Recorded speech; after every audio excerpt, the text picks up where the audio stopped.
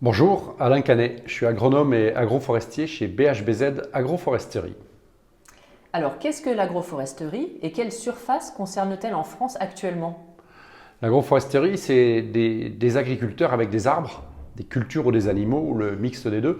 Ça représente un quart de la surface agricole utile, puisque l'agroforesterie, c'est les haies, c'est les bocages, c'est les ripisylves, les arbres en bord de cours d'eau, les bosquets, les lisières. L'agroforesterie, c'est tous les arbres qui participent et qui aident une production agricole. L'arbre comme outil de production. Quel bénéfice de l'agroforesterie face au changement climatique? Beaucoup de bénéfices pour l'agroforesterie puisque l'arbre est un amortisseur, un accumulateur, un régulateur, un protecteur. L'idée c'est de mettre les animaux, c'est de mettre les cultures derrière des rideaux d'arbres ou sous les arbres. Eux prennent la charge forte, prennent le chaud, prennent le froid, prennent le vent, prennent la sécheresse et réhydratent le milieu ou prennent l'excès d'eau et drainent cet excès à ce moment-là. L'arbre vraiment comme aide à la production. Quel bénéfice de l'agroforesterie pour les agriculteurs? Pour les agriculteurs, le bénéfice, c'est la protection, c'est la prévention, c'est l'agriculture de la prévention d'une boîte sol en état dont l'arbre participe grandement, c'est la diversification, c'est l'optimisation, c'est une notion de prospérité aussi, de produire plus, plus d'énergie solaire captée sur une même parcelle pour avoir les mêmes revenus, les mêmes rendements. Donc ça, c'est intéressant d'avoir quelque chose de plus. Les systèmes agroforestiers que l'on étudie de par le monde, ils amènent tous quelque chose de plus. À quel type d'agriculteurs s'adresse-t-elle? À tous les agriculteurs, qu'on soit gros, petit, moyen, de gauche, de droite, en bio, pas en bio, etc. Ça concerne tout le monde. À partir du moment où on rentre en agroécologie, l'agroforesterie c'est le deuxième pilier de l'agroécologie avec la couverture végétale des sols. Ça intéresse tout le monde, qu'on fasse 7000 m² de maraîchage ou qu'on fasse 70 ou 90 ou 400 hectares de culture de céréales ou d'élevage. On a tous besoin à un moment donné d'un allié pour éviter de prendre les coups durs. Au bout de combien de temps, en moyenne, un agriculteur voit-il les bénéfices de l'agroforesterie et comment cela se mesure-t-il? Alors on met tous ces indicateurs de résultats. Le premier d'entre eux est probablement la gradation du sol, de gagner. J'aime assez l'idée du 4 pour 1000. L'arbre participe aussi à sa façon à améliorer la fertilité des sols. Le résultat, c'est le premier jour. Dès qu'on plante l'arbre, il va se passer quelque chose parce que l'agroforesterie, c'est la gestion de l'existant, c'est la régénération naturelle assistée, c'est le semis, c'est la plantation, c'est la bouture. L'agroforesterie ne peut pas se faire sans l'agroécologie. On parle d'agriculture régénérative, c'est la même chose. Donc c'est bien sur des sols vivants, avec la bonne génétique, au bon moment, dans les bonnes conditions. C'est l'arbre comme maillon dans une chaîne élémentaire de production et de reconstruction des sols.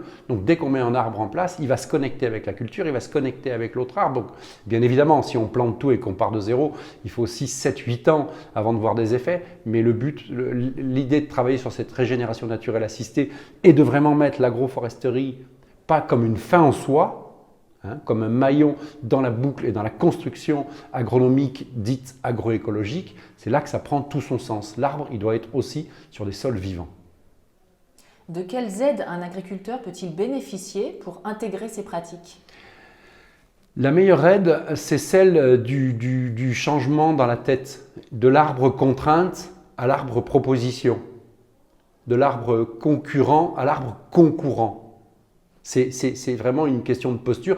Donc l'aide, c'est le groupe avec lequel il travaille, un projet, un objectif. On va vers l'agroforesterie pour telle et telle raison, on y va ensemble. On se fait aider par les techniciens ad hoc, donc plus de techniciens formés sur les territoires. La véritable aide pour développer l'agroforesterie, c'est beaucoup de monde sur les territoires. Après, au final, il faut un peu d'argent pour acheter des arbres, pour acheter des machines qu'on peut mutualiser. Donc, on est dans des périodes où il y a pas mal d'aides, que ce soit des aides de l'Europe, de l'État, des régions, parfois même de systèmes privés pour planter un arbre. Ce qui est bien en agroforesterie, pour l'instant en agriculture, quand on met 1 euro, on en perd 1, on finit à 0. Quand on met 1 euro dans l'agroforesterie, au bout de quelques années, on en gagne 10 tous, puisqu'on travaille sur l'eau, le sol, la biodiversité, le microclimat, le paysage, la productivité et la diversification des productions, donc de l'emploi. Donc de l'importance d'investir ces investissements d'avenir dans l'agronomie, ils nous paraissent fondamentaux parce qu'avec un arbre qui coûte 1,50